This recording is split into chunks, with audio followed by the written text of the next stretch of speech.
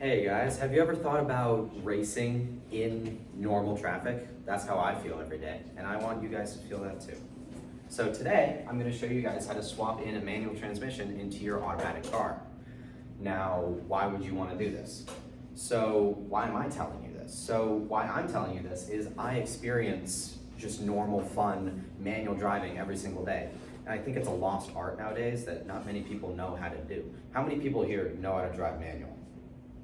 It's pretty fun. Yeah, there's 4 or 5 people. So I want to change that. So what gives me the authority to tell you what to do? Hi, my name is Jesse Rowe. I am a graduate of NTI and I've done multiple classes on manual transmission, so I know them pretty well.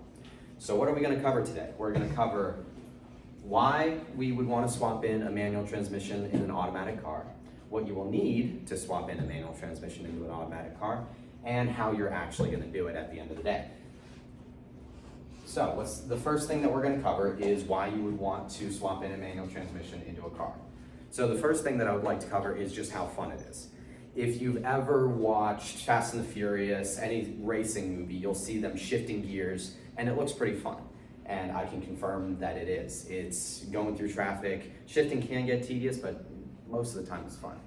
Second is durability. So a lot of the times, manual transmissions, they've been around a lot longer than automatics. So they don't break nearly as easily. So for example, in 2004, there was an ad out for Toyota trucks, and all of them were manual transmission. It's not because the technology wasn't there for an automatic, it's just Toyota knew Toyota's they never break. They know that they're gonna withstand the test of time. My Toyota truck is a manual. And there was another journal article written by Norbert Bagamari, where he did a test in light duty circumstances between an automatic and a manual transmission in a vehicle. And the results of that test were the automatic transmission died 20% faster than the manual transmission. So manual transmissions are just generally more durable. And the third reason is control. So if you've ever tried to floor it on a really old automatic car or just an automatic car in general, and the revs just jump up and they do whatever the heck they want, you don't have control over that vehicle. That vehicle has control over you. And that's terrifying when it's like 2,000, 3,000 pounds. So you're gonna want control over all of your vehicles, which manual transmissions allow you to have that. So, what are you gonna need when you swap in a manual transmission? The first thing that you're gonna need is a standard wrench and socket set. You can normally find these at any hardware store. You can rent them, or you can just find them normally just sitting around. A lot of people have them sitting around. The second thing that you're gonna need, it's a little bit more rare, is jacks and jack stands. You're gonna want to get that vehicle up off the ground so you're able to do the job. It's basically impossible to do it with it on the ground. And the third thing that you're gonna need, it's the hardest part, getting the actual transmission that can go into your car. This guide covers cars that have transmissions already available to swap into it, that have guides, that have supported evidence behind it. So, for example, on the opposite end of the spectrum, if you're trying to swap a manual transmission into a new Ferrari, you're not doing that by yourself.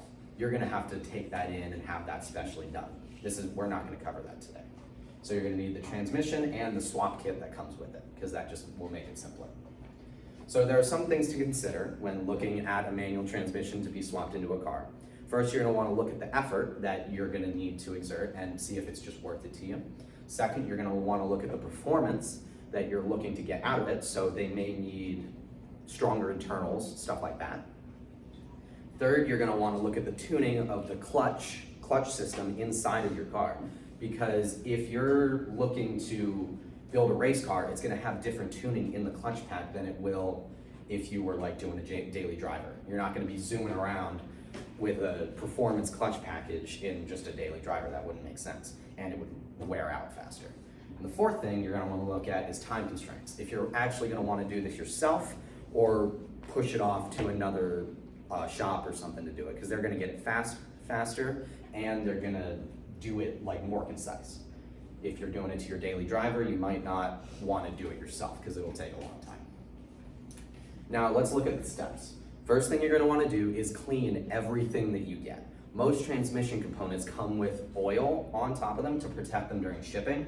You're gonna need to get that off or it's gonna burn in your transmission and basically break it, and you don't want that. Second thing you're gonna wanna do is raise your car with the jack stands and the jack that I mentioned before.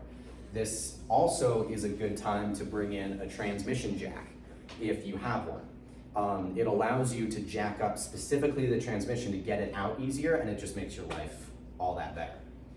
The third thing you're gonna wanna do is remove the transmission. There may be things in the way like the exhaust. This is the hardest part, but in your guide, they'll tell you exactly how to do that.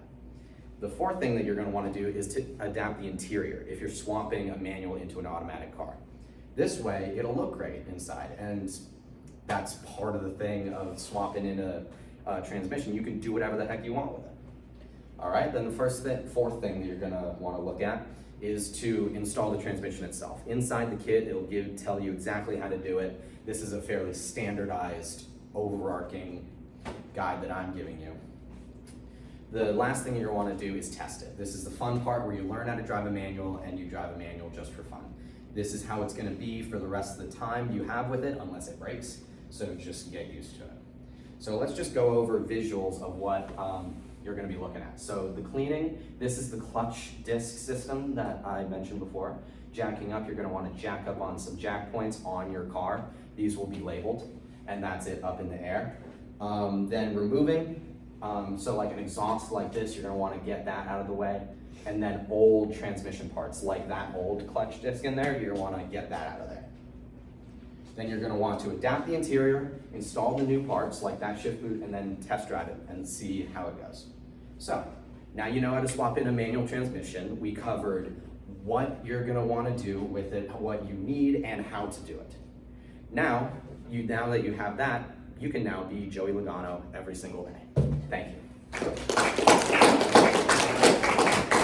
How far over? No, you're fine, you're good.